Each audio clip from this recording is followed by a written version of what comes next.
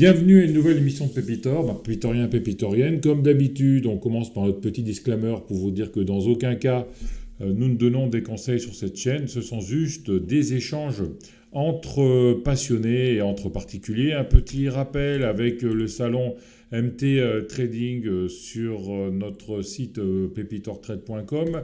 Les masterclass de la dernière édition du séminaire virtuel qui sont toujours disponibles 2023, la formation Investir Zen de Christophe qui est également sur notre site pépitortrade.com et enfin tous les endroits sur les réseaux sociaux où vous pouvez nous trouver, Twitter ainsi que le site internet et bientôt Instagram. Et aujourd'hui, on va faire une émission. Ça faisait longtemps qu'on n'avait pas fait une émission comme ça. Hein. Au début, Pépitor, on avait fait les petits porteurs. C'était à l'été 2020. Après, on avait continué à faire un peu les petits porteurs et on revient avec les suivis des petits porteurs. Enfin, maintenant, c'est plus un petit porteur, c'est un gros porteur. C'est Passage. C'est ça, hein, Passage? Ouais, voilà, pas six. Passage, et c'est Joël. Salut Joël, comment vas-tu? Eh bien, bonjour Denis, et toi, ça va? Très très bien. Alors, dernière fois, tu n'avais pas voulu apparaître. Cette fois, bon, tu as mis les lunettes de soleil. Tu nous as fait une benne, quoi. Voilà, parce que moi, je veux être tranquille un petit peu, quoi. Ouais. Tu sais, parfois les gens se font des films, je suis pas non plus riche, quoi, mais bon, je préfère être tranquille. Oui. On fait pas non plus une activité qui est courante. Ouais. Et puis bon, Warren Buffett, il y en a qu'un, quoi. Hein. Donc, Ouais. nous, on se débrouille, on vit autrement, on se débrouille. Puis en plus, c'est gentil de venir parce que tu vends rien, tu fais rien du tout. C'est juste parce qu'on se connaît. Et dit, ben voilà, je t'ai demandé de venir parce que j'ai ouvert un petit Discord et tu es très actif dessus. Et c'est pour ça que je me dis, tiens, Joël, ça fait longtemps qu'on l'a pas reçu, donc on va voir un peu ce qu'il nous raconte. Mais bien, tu vois, je suis actif dessus parce que déjà, ça me plaît, ça me Ouais. permet d'être au contact d'autres investisseurs. Vraiment, j'ai découvert sur ton Discord, je trouve qu'il y en a un qui est vraiment très bien, Dominique. Dominique, enfin Dom, voilà, Ouais. ouais, franchement, Très bon, ouais. bon niveau. Hein. Très très bon, Euh, Dominique. Il est très très bon. voilà, je le félicite à distance. Salut Dominique. Et puis en fait, moi j'ai besoin d'écrire. Alors à l'ancienne, avant, j'écrivais sur un cahier. Parce que pour moi, pour que ça rentre dans mon cerveau, chacun son système, je lis et après j'écris. Si j'écris pas, c'est comme ça, je n'arrive pas à mémoriser. Alors, bon, je me suis fait un petit suivi Telegram de mon compte, mais réécrire et en plus, ben, le faire comme ça sur un Discord ou ailleurs, mais là, le Discord, ça tombe bien, tu l'as ouvert il n'y a pas longtemps, bien, ça me permet de résumer les pensées d'une manière globale, et puis par l'écriture, on réfléchit, on se pose, et c'est bien mieux ainsi. Et puis Euh, l'écriture, quand on dit quelque chose, qu'on doit faire quelque chose, etc., il y a une marque, donc tu peux pas dire ah ben je fais autre chose. Ça te fait un peu comme une responsabilité entre guillemets en te disant bon alors j'ai dit que je faisais ça, maintenant je dois le faire quoi. Je sais pas comment oui, expliquer ça un peu.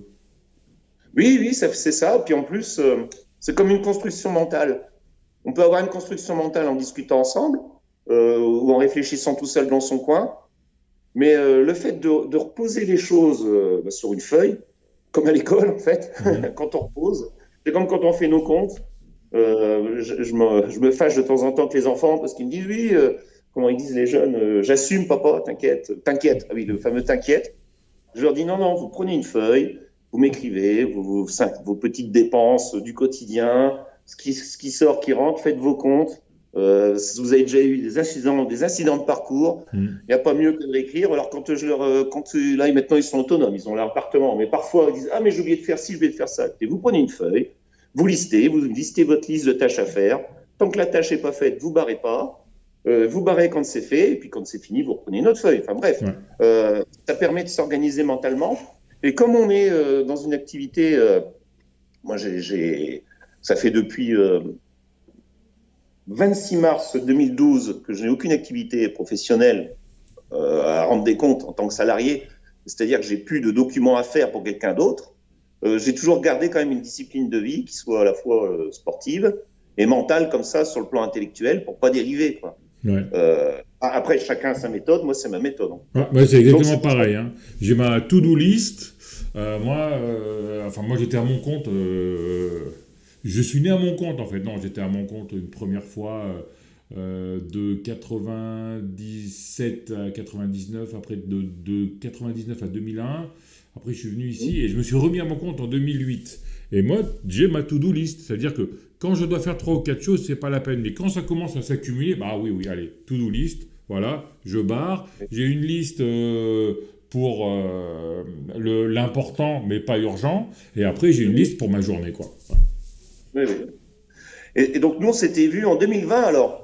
Je sais plus, non, je crois que c'était après. Ça devait être 2021 ou 2022. On m'avait fait une interview. Tu es pas Et loin de avant. chez moi, t'es Isérois aussi, hein? Voilà, oui, oui, oui, Et oui.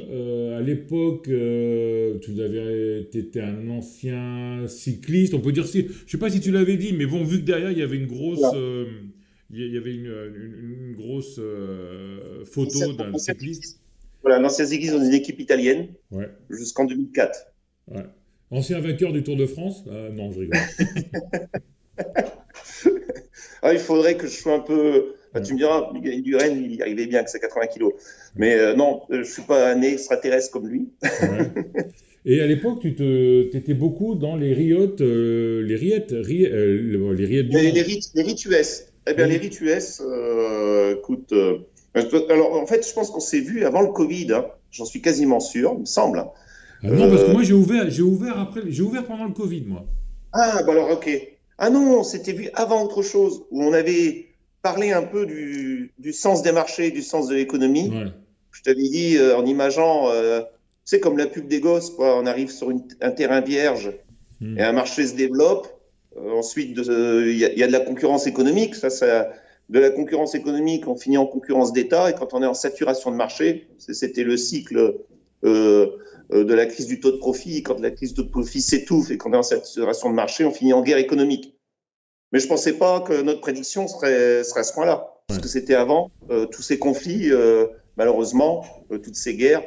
Je t'avais même dit, de toute façon, des conflits, il y en a 56 actuellement dans le monde, c'était en Ouais. 2020. Mais quand ça commence à prendre plus d'importance, c'est-à-dire quand on en parle comme Quand ça, on au en niveau parle à la télé, médiatique, ouais. Mm. c'est qu'il se passe autre chose. Ouais. Bon, ben, je pense que la page va se tourner, je l'espère, parce que voilà, il y a quand même des innocents qui en pâtissent. Ouais, les civils Euh, surtout, hein, parce que bon, les militaires, bah, c'est c'est un peu leur boulot, même si c'est toujours dommage. Mais bon, les civils, eux, ils ont rien demandé à personne, quoi. Qu'ils soient blancs, Surtout les. noirs, musulmans, juifs ou catholiques, ou eux, ils ont rien demandé, hein. Un des parrains de mon enfant, mon fils, d'ailleurs je l'ai appelé comme mon parrain, il s'appelle Andrei. Il était né en Moldavie ou en Russie, je ne sais plus. Après, il a une nationalité belge. Euh, bon, c'est un déchirement. On a eu une occasion de se revoir, on a discuté un peu. Enfin, oui, il faut que ça cesse et qu'on passe à autre chose. Ouais, Je le souhaite, je l'espère. Je l'espère. Et puis, même dans le monde, là maintenant, il y a le problème au Moyen-Orient. Enfin, j'espère qu'on va réellement passer à autre chose, quoi. Ce ouais. serait bien. Après, comme je t'avais dit, peut-être que si les marchés sont occupés et que l'économie est occupée à faire autre chose et à passer à une autre étape, Mhm. et là je suis assez optimiste, moi je me dis que peut-être qu'on va passer à une autre étape parce que actuellement ça bouillonne un peu les marchés, les nouvelles technologies, l'intelligence artificielle, c'est pas Mais on est rien. quand même dans un marché haussier, quand on regarde bien, depuis allez, le bas du Covid, qui était fin avril 2020, on n'arrête pas de monter, quoi. Alors je crois même qu'on est dans un marché haussier depuis 2000. Oui, long terme, C'est oui, pas. oui, oui. Mais enfin, je veux dire, Oui, c'est long terme. après le gros épisode du Covid, là, on n'arrête pas de monter, quoi. On dit, bah, on va corriger, on va prendre un mur baissier, puis rien du tout. On monte les taux, ça continue. L'économie bat son plein et on verra. Beaucoup, enfin, il y en a certains qui disent que quand tu auras le pivot de la Fed, historiquement, c'est là où le marché se retourne. Donc le pivot de la Peut-être. Fed, j'avais entendu qu'il y avait 77% des spécialistes qui disaient que c'était en mars, le mois dernier, et ce mois-ci, il y a 7%. C'est-à-dire que l'économie va tellement bien qu'on ne parle plus de baisser les taux maintenant. Donc, Pas pour le moment. Pas pour le moment. Les marchés sont devenus aussi en mars 2023. Ouais, je ouais. regardais pendant qu'on se parlait. Euh, En tout cas, moi, je suis ce qui se passe, tu sais, sur le groupe CME Group. Le site CME Group, je crois que c'est sur Chicago. Tout le monde peut avoir accès. C'est les fameux rapports CFTC qui sont publiés tous les vendredis. Ouais. Pour ceux qui suivent le calendrier économique. Alors, je regarde surtout les positionnements des asset managers, parce qu'en réalité, à force de croiser les graphiques les uns avec les autres, je me suis rendu compte que ceux qui font le marché, c'est les asset managers. Les asset managers étaient revenus en masse à partir de décembre 2022. Ça s'est pas réellement arrêté. Et puis, ben, écoute, l'année 2023, c'est reparti à la hausse et ça ne fait que continuer. Donc, ça fait plus d'un an. Donc toi, avant, tu étais plutôt dans l'immobilier papier, on va dire, c'est ça, hein, immobilier papier US, hein, c'est ça? Alors, l'immobilier papier US, c'était ce que je faisais parce que moi, au départ, je m'étais fait un patrimoine dans l'immobilier en France que j'avais revendu, j'avais des liquidités. J'ai encore 2-3 petites bricoles à gérer, mais c'est quasiment fini. Je n'ai plus que des liquidités, quasiment. J'ai juste gardé en patrimoine mon logement en France parce que pour le moment, ma femme ne peut pas quitter la France. Bon, peut-être que je ne quitterai pas la France. Tu sais, d'un moment, on est trop vieux pour quitter un pays aussi. En tout cas, on voyage beaucoup, c'est pas grave. Et puis, c'était aussi parce que fiscalement, des fois, c'est un peu contraignant la France quand même. C'est ce qui m'embête le plus réellement. Et puis aussi, j'étais arrivé quand même à un certain niveau de patrimoine, mais moi, j'ai pas d'activité salariée à côté, donc j'ai pas envie d'être esclave quoi, de l'ordinateur et d'être esclave de placement et de me retrouver à faire des journées de 12 heures, quoi, parce que j'aurais pas de retraite, entre guillemets. J'en aurais jamais, quoi. Mais ça, je le dis à chaque émission, mais moi, quand j'avais 20 ans, on me disait déjà, de toute façon, on n'aura pas de retraite. Et là, c'est 30 ans après, et il y a toujours les retraites qui existent, donc on ne sait pas comment... Moi, j'ai pas cotisé pour ça. J'ai pas cotisé pour ça parce que je recevais, tout en étant résident français, je recevais un salaire en Italie, je recevais en francs suisses. Et c'était avant qu'il y ait Internet et tout ça. C'était avant qu'on soit pisté comme c'est aujourd'hui. Mais je vivais en France. On avait acheté à l'époque en région centre, parce qu'en région centre, c'était bien pratique. La vie était pas chère. Puis ma femme, professionnellement, ça l'arrangeait. On vivait en région centre. J'ai vécu à Châteauroux, donc pendant plusieurs années. Plus l'immobilier était pas cher. La vie était pas chère. C'était très bien. Mais après, oui, je suis jamais rentré dans le moule, quoi. Et puis, il y a prescription aujourd'hui, mais j'ai jamais déclaré ce que je faisais en Italie. Voilà. Puis après, de toute façon, ayant la chance d'avoir un passeport en Suisse aussi, la Suisse, il y a une loi, elle est obligée de déclarer les membres de l'Union européenne qui ont un compte en Suisse, par exemple, qui ont des activités en Suisse, les Suisses sont obligés de le déclarer. Par contre, la Suisse ne déclarera pas un passeport suisse à l'étranger, quoi. L'activité, voilà. Bon, c'est pour ça que tu vois, maintenant tu comprends un peu mieux pourquoi j'ai besoin d'anonymat, parce que ça m'arrive de temps en temps d'aller au centre des impôts, à 20 km de chez moi, et puis régulièrement, voilà, discuter un peu, quoi, de choses et d'autres. Mais il a fallu trouver des compromis. Donc tout ça, c'est une affaire privée et je le garde comme ça. Bon, c'est ce qui m'énervait un peu, parce que j'ai l'impression que c'est un acharnement des fois. Et puis on devait partir, on n'est pas parti, je n'ai plus rien en France. C'est fini. J'ai plus que ma maison. Je me suis quand même réservé sur une petite partie de mon patrimoine. J'ai acheté un petit appartement à Novigrad. D'ailleurs, je crois qu'en... Oui, mais tu n'as plus rien en France, mais ton cash, tes investissements, ce sont chez un broker, ou je ne sais pas trop quoi, mais un broker français ou un broker européen ou américain carrément? Alors, j'ai un compte à IVG, j'ai un compte à Bourse Direct, à Boursorama et à Swissquote. J'ai réparti sur 4 comptes. Ah, mais t'es quand même en France, quoi. Parce que c'est des boîtes françaises, ouais. Ouais, enfin, oui. Enfin, Swissquote, oui, si on veut, ouais. Voilà. Swissquote, après, moi, je l'ai déclaré en tant que résident français. Ouais. Mais par contre, avec un passeport suisse. D'accord. Et ça, après, c'est des affaires internes. Après, moi... c'est comme moi, j'habite en Espagne. Et je n'ai pas la nationalité espagnole, donc, mais j'ai comment on pourra traduire ça? C'est un numéro d'identification des étrangers, donc je suis fiscalement espagnol, moi. Alors, moi, de mon côté, en fait, je paye un timbre dans la commune de Versoix, un timbre qui me coûte 500 francs suisses. D'ailleurs, il y a la parité aujourd'hui. Je crois même que le franc suisse est un peu meilleur, d'ailleurs. Ça me paye, il me coûte 500 francs suisses tous les ans, à peu près. C'est pas tout à fait cette somme-là, c'est un peu plus bas. Et je participe aux votations du canton de Vaud. D'accord. Donc, ce qui fait que je suis pas un citoyen, je suis encore un citoyen, mais un citoyen voyageur. Ouais, J'ai un statut de voyageur. d'accord. Donc, je t'avais expliqué, je suis Yéniche par mon père. D'accord. Ouais, alors maintenant, tes investissements, avant, c'était donc de l'immobilier papier. Maintenant, tu as évolué vers quoi? Alors, j'ai soldé la totalité des REIT que j'avais, parce que les REIT sont cotés en bourse. Écoute, j'en avais une dans le résidentiel, j'avais New York Tu avais Mortgage, des j'en seigneuriales avais aussi, je deux, crois. oui, j'en avais deux, SBRA,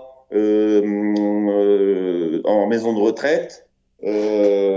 J'avais STW, j'avais du SPG. SPG, c'est Simon. Donc là, c'était des restaurants. Enfin, je m'étais diversifié. J'avais Mhm. aussi de l'industrie. Là, c'était Stag. J'avais aussi Win. Win, c'était tout. Parce qu'en fait, tout est coté aux États-Unis. Euh, J'avais donc c'était les stations-service. Stations-service. En fait, c'est comme de la pierre papier. Tu vois, Mhm. comme en France, comme les SCPI. D'ailleurs, il m'en reste une à vendre là. J'ai un peu de mal à vendre quelque part à vendre définitivement en France. Après, j'aurais plus rien comme ça. Mais en fait, tout est coté aux États-Unis. Même les forêts sont cotées. Les forêts, elles sont cotées en REIT. La gestion forestière est cotée en REIT. Alors, ça fluctue très très peu sur le marché. C'est une action qui est à peu près stable. Il faut quand même un petit peu raisonner en termes de cycle pour réinvestir les dividendes si on a besoin de, si on peut les réinvestir, si on n'a pas T'avais besoin des des dividendes dividendes de pour combien vivre. en moyenne, en pourcentage? En 2023, quand j'ai tout soldé en septembre 2023, j'avais fait une année à 8% 8% de net. dividendes et de Net. plus-value sur les REIT? J'avais fait 20% parce que j'avais acheté après le Covid. D'accord. Voilà. Simplement, ça avait tendance à baisser depuis pas mal de temps. J'ai été gagnant sur deux choses. J'étais en patrimoine, donc c'était coté en dollars US. Moi, je vis en France. Donc déjà, la décote sur l'euro USD m'a permis déjà de gagner de l'argent sans effort, entre guillemets, hein, puisque Mhm. le dollar s'est bonifié. Et après, malgré tout, il y a eu, avec la hausse des taux, ça a quand même impacté l'immobilier dans son ensemble aux États-Unis, que ce soit dans le résidentiel pour les particuliers et l'activité immobilière, comme en Europe de toute façon, mais que ce soit aussi dans cet immobilier d'affaires. Moi, j'ai commencé un petit peu à me poser des questions quand j'ai vu qu'il y avait quand même des gros groupes Mhm. qui avaient frôlé pas la faillite, mais qui commençaient à se poser des questions et à avoir des très très gros problèmes comme le Blackstone. Blackstone, c'est BXMT. Blackstone, là, je me suis dit, voilà, mais ceux-là, c'est des gros, ils ont des problèmes de capitalisation, les taux, ça leur coûte, quoi. Bon, ensuite, comme je te disais, j'ai pas mal voyagé, j'ai rencontré d'autres personnes, on a discuté beaucoup. Je leur ai dit où en était mon patrimoine. J'ai eu la chance de changer de dizaine, Mhm. mais c'est une chance, c'est super, mais c'est aussi d'autres soucis et d'autres façons de voir les choses. Et là, j'ai totalement tout vendu et je me pose beaucoup moins de questions parce que je suis un tracker. 70% de mon patrimoine est investi sur un tracker sur le Nasdaq. D'accord. Un tracker, c'est un genre ETF en fait, hein. Oui, alors pour te donner une idée, il y a deux trackers. Moi, il y a un tracker qu'on ne peut pas avoir lorsqu'on est officiellement membre de l'Union européenne. C'est pour ça que quand tu me parlais des comptes, alors celui-là, c'est 3Q. Mais je l'aime pas trop parce que j'ai pas envie non plus de trop miser. Moi, je veux quand même un truc assez Ouais, sécurisé. alors le QQQ, C'est un effet de levier de c'est 3. deux ou trois fois. Ouais, c'est ça, c'est ce que j'allais dire. Ouais, c'est trois fois le Nasdaq. Ouais. Sinon, moi, je fais du LQQ. Ouais. Amundi, l'Ixor, deux fois de Nasdaq. D'accord. Et tu as Que je suis en 70% ce moment là-dedans. simplement en 4H. En septembre, tu vends tes REIT. En septembre, je vends mérite, ça me fait une capitalisation. Je réfléchis comment utiliser cette capitalisation. Ouais. Je discute avec différentes personnes aussi qui me conseillent. Ouais. J'écoute, je prends le temps d'analyser. Et en fait, tiens, c'est venu comme ça. Euh,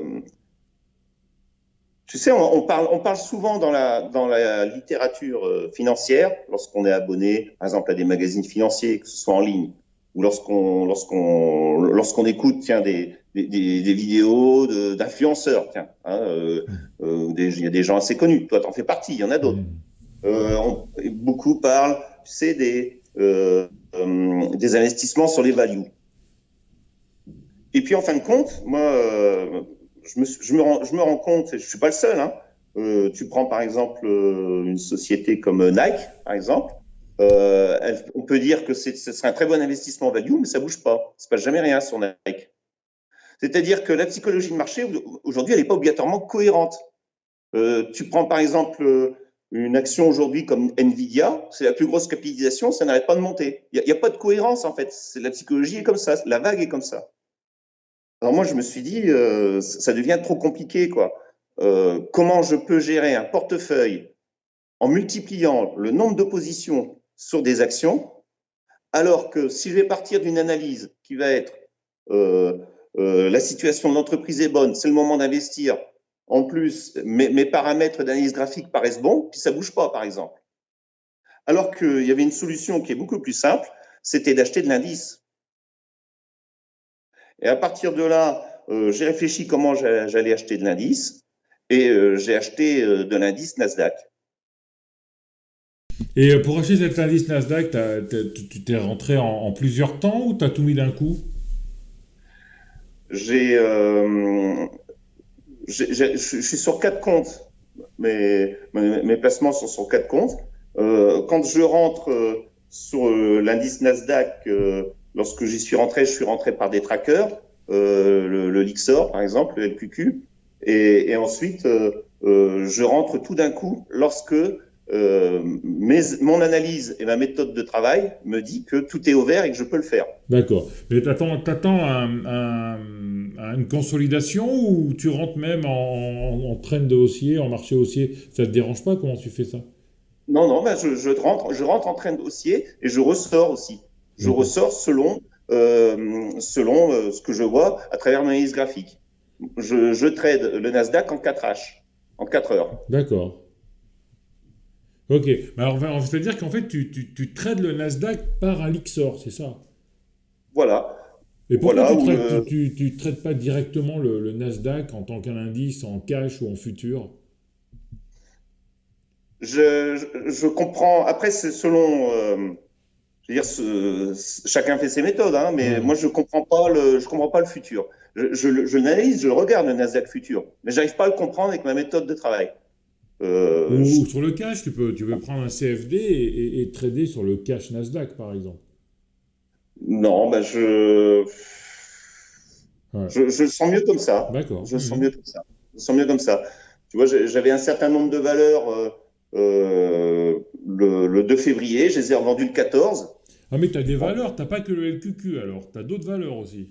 Non, non, non, le LQQ était quand je suis rentré dedans, je suis rentré dedans, par exemple, je suis rentré à 915 euros le 2 février et je suis ressorti le 13 février à 945 euros. D'accord. Mhm. Et pour le D'accord. moment, je suis pas revenu dedans. Je suis pas revenu dedans. D'accord, ouais, c'est-à-dire qu'en J'ai fait, tu trades des tendances haussières sur un Lixor, en fait. Ouais. Voilà, tout simplement. Tout simplement. J'étais rentré dedans le 9 janvier. Je l'avais revendu le 26 janvier. J'étais revenu le 2 février. Et je l'ai revendu le 14 février. D'accord. Mhm. Et là, il est cash. Il est 100% vendu. Et tu t'avais dit que tu t'avais mis 70% sur le Nasdaq et les 30 autres pourcents, c'est en cash au cas où ou tu les as investis Alors, quelque part? c'est en cash. Et les 30%, je le garde pour faire un peu de spéculation sur certaines valeurs. D'accord, ok, je comprends. Mhm. Et voilà. Et là, depuis le début de l'année, je faisais essentiellement. Alors, je n'utilisais pas les 30%. J'avais utilisé sur certaines périodes jusqu'à 10% de mon patrimoine. J'avais utilisé j'avais acheté du Microsoft, Ouais. pas de Microsoft, du MicroStrategy, pardon, du MSTR. Le MSTR, il est corrélé au Bitcoin. Mhm. Je vois quasiment aucune nuance. L'avantage aussi, c'est que j'aime bien le MSTR parce que euh, je le traite dans la même unité de temps que le Lixor, que le Ouais. LQQ. Moi, je trade en 4 heures. Ces Mhm. deux valeurs-là, je les trade en 4 heures. Je suis rentré récemment, depuis peu, depuis d'ailleurs, ça date à peu près quand je suis venu sur ton groupe Discord, j'ai acheté du Riot Platform. c'est un mineur de Bitcoin. Ouais. J'ai commencé avec eux. Et, et puis après, actuellement, je regarde. J'ai une petite ligne, mais elle est pas énorme, hein. Sur du Big Bear, c'est l'intelligence artificielle, c'est BBAI. Et j'ai une petite ligne en attendant, parce que je pense que le gold va repartir et va finir par casser son fameux support en Mhm. 2080. Je sens que ça va arriver parce que ça compresse de plus en plus vers le haut. J'ai du Kinross D'accord. Gold. Voilà, j'ai une Mhm. petite ligne en gold. Voilà, je m'éparpille pas trop, je limite, et j'ai pas énormément de valeur. C'est, en fin de compte, si quelque part, on pourrait dire que j'ai énormément de valeur, Oui. puisque un tracker, Alixor, c'est un indice. Donc c'est les indices du Nasdaq en fait, c'est Ouais. le Nasdaq 100, si on Mhm. veut. Très très Mais bien. Ouais. Non mais en fin de compte, tu sais aujourd'hui, c'est les ETF hein, qui font le marché. Hein. ouais, oh, j'avais lu ça, j'avais écouté ça dans une émission. Ça fait beaucoup du marché, ouais, les ETF. Mm. Ouais. Les ETF, les asset managers, bien écoute, ils influencent énormément le marché. Moi, je regarde tous les vendredis. Alors, pas les vendredis soirs parce que je vais me coucher, c'est un peu tard. Puis je me limite à 1 heure par jour. Je fais une heure tous les jours, 6 jours sur 7. C'est-à-dire qu'une heure par jour, en fait, tu regardes tes investissements. Alors, je regarde la presse économique. Je suis abonné à un magazine économique américain, Seeking Alpha, qui est vraiment, moi je trouve qu'il est vraiment très fiable, qui est vraiment de bonne facture, quoi, et qui permet de bien comprendre le marché économique dans son ensemble et puis aussi le marché US. Et puis, je regarde le calendrier économique tous les jours pour m'imprégner, en fait, de l'ambiance du marché. Les résultats du calendrier économique, je regarde à l'ouverture, parce que là, on a les résultats européens qui n'ont pas énormément d'influence, mais quand même, quand même. Et puis, en fin de journée, je regarde vers 17 heures, je jette un coup d'œil vite fait sur les résultats économiques US. D'accord. En fait, Mais c'est sur les lignes plus importantes que je regarde. c'est bien en fait hein, de faire ça, d'avoir une journée comme ça, ou juste pendant 1 heure pour faire des arbitrages. C'est presque du. Enfin, si tu gardes des positions de 2 semaines, c'est presque du court terme quand même. Hein. On ne parle pas sur du moyen terme ou du long terme. Hein. Des positions d'1 ou 2 semaines, c'est quand même une gestion active. Hein. Même en ayant un actif long terme, entre guillemets, tu fais quand même une gestion active de cet actif. C'est vrai que j'en faisais beaucoup moins quand j'étais en REIT. Ouais, J'étais en REIT US, je faisais juste une observation par semaine. ouais. Moi, je suis sur le C'est vrai. Bitcoin en ce moment. Je suis à fond Bitcoin depuis mi-novembre. Et ça me donne raison. Et je ne trade que ça. Je ne Ben trade. écoute, moi je pense que tu as 100% raison. Je l'ai dit, hein, Euh, je l'ai dit. J'avais dit une fois même, et tout le monde me disait, bah, t'as eu des couilles quand même. J'étais full Bitcoin fin novembre. moi, je trouve que tu as eu 100% raison. De toute façon, tu sais, je te disais, tous les samedis matins, je vais sur le site CME Group. Mhm. C'est le rapport CFTC. Si tu cliques sur le rapport CFTC, t'as les positions, enfin, il y a les positions différents, des différents corps, en fait. Moi, je regarde que les positions asset manager, rien d'autre.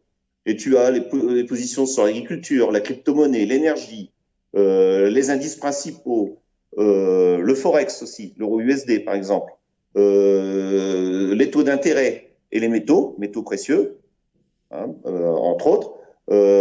Moi, si je regarde les crypto-monnaies, tu vois, là, je suis dessus, c'est-à-dire le Bitcoin.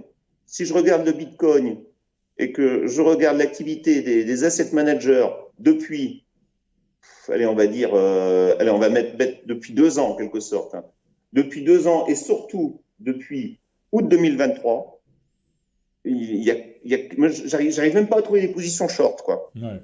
Mm. Ils sont longs acheteurs, Ouais, ouais, bah, mais c'était. massivement, massivement. Ah, il y a Et si tu beaucoup. Alors. regardes sur les rapports CFTC, excuse-moi, hein, je te coupe, hein, mais si tu regardes sur les rapports CFTC, les positions des asset managers, le Bitcoin, c'est là où il y a le plus de positions longues et c'est là où il y a le moins de positions short de tous les actifs que je viens de te citer. Il y a un news flow qui arrive avec le halving en avril. Il y a probablement le début d'un nouveau cycle si on pète les 68 000. Parce que là, de toute façon, on est à 52. Les 50, on les a avalés, on les a même pas vus passer. Et je pense qu'on va aller chercher les plus hauts. Et c'est là où on verra. Si on arrive à dépasser les plus hauts, on peut aller très haut. Sinon, il y a pas mal de gens qui prendront des bénéfices à ce niveau-là, je pense. Moi, je pense que c'est le bull run de 2024. Euh, Alors, moi, j'ai parlé avec des spécialistes. Ils me disent que le Bitcoin, c'est un cycle, c'est les cycles de 4 ans. 4 ans, c'est le halving. Donc, le premier cycle en 2017 à 20 000, c'est retombé. En 2020, on est revenu à 20 000, on est reparti à 68, on est retombé. Et là, apparemment, il y aura un nouveau cycle avec le halving où on va aller à 68 et on casse vers le haut. Mais ça, si on le savait, on peut-être, serait tous riches, hein, tu sais très bien. Hein, bon. Donc, oui, c'est un scénario parmi tant d'autres, hein, mais bon. peut-être.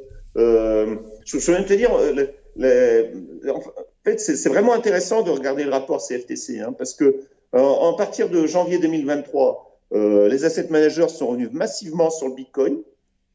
Ils ont un peu shorté durant l'été, Ouais. sur tout le mois d'août jusqu'à fin septembre. Et alors, mais ils sont revenus depuis novembre 2023, Ouais. mais les positions ont plus que doublé, quoi. Et c'est L'ETF le seul, BlackRock plus le halving. Ouais. et oui, et oui, puis c'est le seul actif où moi je vois autant de positions longues. Et puis moi actuellement, écoute, de toute façon, au bout d'un moment, les arbres montent pas jusqu'au ciel, comme on dit, hein, mais c'est un peu en pause, quoi. C'est un peu en pause. Alors normalement, les asset managers, c'est les professionnels, eux, ils rentrent en phase 1.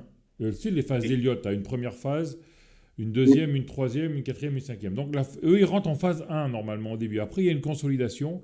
Après, il y a tout le monde qui rentre, la phase Oui, 4. Et après, la phase 5, c'est là où les asset managers sortent et où les payeurs ben, se font avoir sur la dernière phase, quoi. oui, les plus gros fonds commencent à sortir. Voilà. Là, j'ai appris aujourd'hui, par exemple, que Warren Buffett est en train de sortir de toutes ses valeurs technologiques de l'intelligence artificielle. Ah ouais, déjà. Oui, c'est Bon, annoncé depuis aujourd'hui. C'est annoncé aujourd'hui sur la presse économique américaine. d'accord. Alors après, quand on lira dans les médias qu'il faut investir dans l'intelligence artificielle, ce sera trop tard. Ce Bah, sera le quand moment ça de sort à la sortir. télé, c'est trop tard, de toute façon. Quand ça sort à la télé, c'est trop tard. Quand on verra dans les médias et un petit peu partout, tu prends ton téléphone portable parce que de temps en temps, tu regardes un peu le cours du Bitcoin sur Investing. Moi, c'est ce que je fais de temps en temps. J'ai toujours une page d'Investing ouverte quand même, hein. De temps en temps, comme ça, si je regarde mon téléphone, je regarde vite fait si tout va bien, Ouais. si je dois pas réagir avec urgence. Et quand donc de ce fait-là, ben, tu sais ton téléphone portable, quand tu crées une habitude, il me renvoie. Alors je n'ai pas envie de les lire, mais il me renvoie, par exemple, Contribune. Dès que j'ouvre la page Google, j'ai toujours des articles enfin, qui pourraient être du Bitcoin. Depuis quelques temps, je commence à en voir beaucoup plus, mais c'est pas encore l'euphorie, quoi. Je pense que Ouais. il y a encore beaucoup de gens qui pensent que le Bitcoin, ça va peut-être pas monter. Je sais pas. Enfin, en tout cas, c'est pas la folie chez les particuliers. Ça, c'est C'est sûr. pas encore la folie, hein. Moi, c'est pour ça d'ailleurs qu'en plus, j'ai présenté 2 projets à la communauté Pépitor sur le Discord. 2 très bons projets, Winex et NeoBridge, et qui vont rentrer, qui font leur ICO. Ben, NeoBridge va faire ça normalement sur fin février, début mars. Et Winex au mois de juin, ils vont rentrer en plein bull run. Donc c'est vraiment des trucs. Bon, je les ai présentés. Moi, je suis rentré très fort dedans. Et je pense que c'est vraiment c'est le moment ou jamais avoir de tenter des trucs de fou sur les cryptos. Parce que tout va partir, à mon avis. Bon, je peux me tromper, Non, hein. Attention, hein, c'est pas un conseil, hein, je peux me tromper, hein. non, non, non, c'est pas un conseil, mais je vais donner un avis comme ça qui n'est pas un conseil aussi. Euh, et je m'engage. Je pense que ce sera le dernier bull run. J'ai entendu ça aussi, j'ai Sur les entendu ça dernières aussi, que crypto-monnaies, c'était le dernier, ouais.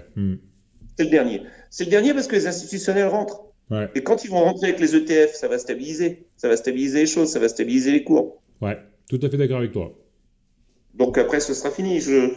D'ailleurs, je sais pas, tiens, en parlant de ça, il faudrait que je regarde s'il y a des ETF intelligence artificielle, par exemple. Je Il y sais en pas a, s'ils ont créé il ça. y en a, Il y en a. ouais. Bon. Ouais, je sais plus, j'en avais vu quelques-unes, il y en a, ouais. Alors au début, C'est il y a encore un un an, il y a business. un an, il y a un an, c'était bidon entre guillemets, c'est-à-dire que dans les intelligences artificielles, ils mettaient Microsoft, ils mettaient tout ça. Non, non. Maintenant, il y a des vrais ETF intelligence artificielle. Mais intelligence artificielle, tu vois, à l'instant, enfin là, là il est 16h20, donc le marché est ouvert à 15h30. Toi, je te disais que je suivais une valeur, mais c'est intradable. Si, c'est tradable, hein. Tu mets 1000 ou 2000 euros. Mais bon, et c'est pas sûr que tu gagnes. Mais il y a une action vraiment qui m'intéresse énormément parce que ils ont des marchés avec le ministère de la Défense aux US. Ils sont rentrés, donc ils ont plusieurs activités en intelligence artificielle, mais ils travaillent avec l'armée américaine. Donc je pense que là, en simulation d'ailleurs de combat naval et tout ça, ils font aussi de logistique. Enfin, ils font plusieurs activités, mais ils ont cette activité-là. Pour moi, il me semblait que c'était une activité porteuse et qu'il y avait moyen de faire quelque chose. En plus, même si c'est une petite valeur, ils commencent déjà à avoir des bons résultats financiers. Le problème, c'est que à l'ouverture, elle ouvre à 2,14. Elle est redescendue, mais en même pas une heure, hein, elle est redescendue à 1,94. Maintenant, elle est à 2,4. Ouais, c'est compliqué, hein. C'est compliqué. Alors, d'accord, tu vas mettre allez, 2000 ou 3000 euros là-dessus. Mais tu vas passer un temps fou pour peut-être gagner ou peut-être pas gagner. Et même 2 ou 3 000 euros, si tu gagnes et que tu fais 20%, tu fais 600 euros, d'accord. Mais tu as passé combien de temps? Puis le risque, mais c'est vrai, hein, ce que tu disais avant, quand tu as changé de dizaine, c'est très, très intéressant, parce qu'après, tu ne traites plus pareil, parce que quand tu as un petit capital, tu es obligé de faire une rotation de ton capital pour qu'il augmente. Mais après, quand tu as un Oui. gros capital, tu es obligé de placer ton capital dans un moyen long terme, même si après, tu as toujours une petite poche qui est là plus pour s'amuser, entre guillemets, mais on ne trade pas avec un gros capital comme on trade avec un petit capital, quoi. Pas du tout pareil. Moi, je te l'ai dit, j'avais eu le coup de chance de ma vie. Il avait commencé bien avant, d'ailleurs, l'arrivée d'Internet, parce que j'avais placé les économies dans Zambia Cooper. Oui, tu nous avais expliqué lors de notre dernière interview. Ensuite, lorsque je me suis formé au Canada, je me suis formé parce que pour moi, j'étais persuadé qu'il fallait se former. Alors déjà, ben, on se forme en lisant beaucoup. Et j'avais suivi une formation avec Money Courage. Money Courage, le fondateur s'appelle Joel Wissing. C'est un Américain. Il vit à Miami, mais il avait créé une agence au Canada parce que je me sentais pas capable de suivre la formation en anglais. Donc je suis allé au Québec. Je me rappelle plus comment il s'appelait. Son prénom, c'était Martin, je crois. Bon, pourquoi je te disais ça? Oui, j'avais investi une ligne intéressante, mais pas non plus énorme, parce que ça rentrait dans les critères de ce que j'avais appris. Et j'avais pris du GenFit. Ouais, Je sais même plus ce que c'était. J'avais x10, je crois. ouais. Il y a eu la folie sur GenFit. Après, je me suis un petit peu perdu. Genfit, ils Enfin, étaient sur le diabète non alcoolique. le diabète, oui. Le diabète, hein, c'est ça, hein. Et oui, ils ont fait phase 1, phase 2, puis la Ouais. phase 3 n'a jamais marché.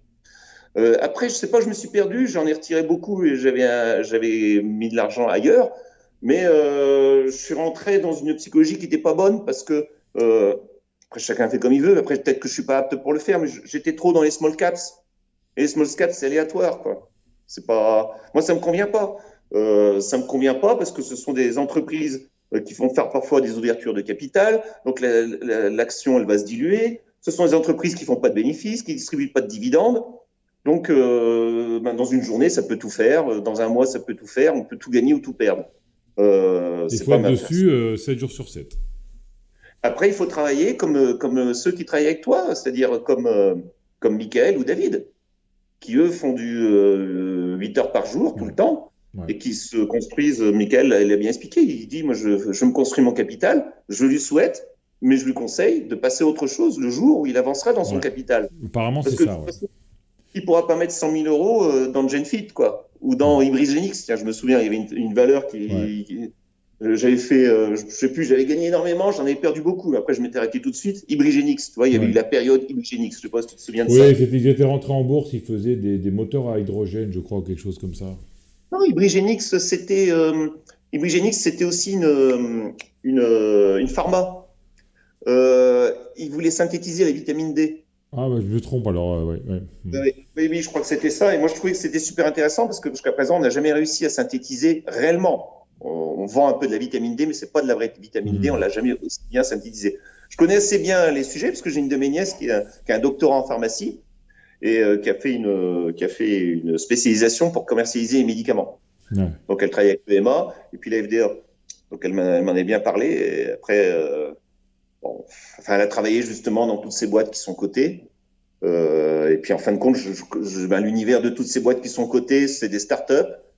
Tant qu'ils n'ont pas sorti le produit qui peut être commercialisé, ben c'est en fin de compte, ils font beaucoup de communication pour avoir des fonds. Beaucoup de particuliers d'ailleurs qui investissent en pensant faire fortune. Certains le réussissent, mais beaucoup perdent. Et puis après, ben parfois la phase 3, ça n'arrive pas, l'entreprise tombe, elle retombe, elle repart sur un autre projet. Et puis quand ça marche, de toute façon, ils se font racheter par un gros fonds. C'est clair. Regarde Valneva avec Pfizer. Ouais. Après, j'avais fait un petit peu à l'époque, quand j'étais encore sur les marchés européens, j'avais fait du DVB. DVB, tu sais, c'était le fameux patch. Ils avaient réussi quand même à être cotés au Nasdaq. Donc c'était. Et puis à la fin, je crois que ça n'a pas marché. Enfin, j'ai quitté en fait ce système-là. Et puis pourquoi je suis venu aux valeurs US? Parce que ben, le marché US, il est tellement diversifié. On trouve de tout. On trouve de tout. Tu vois, on parlait des REIT. Il y a des REIT. Écoute, les forêts sont cotées, tu vois, aux États-Unis. Les stations-service sont cotées. Les usines sont cotées. Puis il y a de la volatilité de partout aussi. Il y a des liquidités, de la volatilité de partout. Voilà, et puis, mais tout ce qui existe est coté quelque part aux États-Unis, tu vois. Même la drogue, même le cannabis est coté maintenant. Donc, tout se vend là-bas. Tout se vend et tout s'achète. Bah, très intéressant, Joël, hein, d'avoir vu un peu cette évolution. Hein? C'était très intéressant cet entretien pour avoir un peu vu ton évolution depuis notre dernier. Sous la vidéo, je mettrai le lien de notre premier entretien. Oui, avec plaisir. Et puis, tu nous tiens au courant de ce que tu fais. Et puis, continue toujours à animer le Discord avec tes graphes sur les indices, le gold et le Bitcoin. Oui, ben, il faut que tu remettes la page Commodities. Je crois qu'elle a dû s'effacer. D'accord, je la remets alors. Ok. Voilà.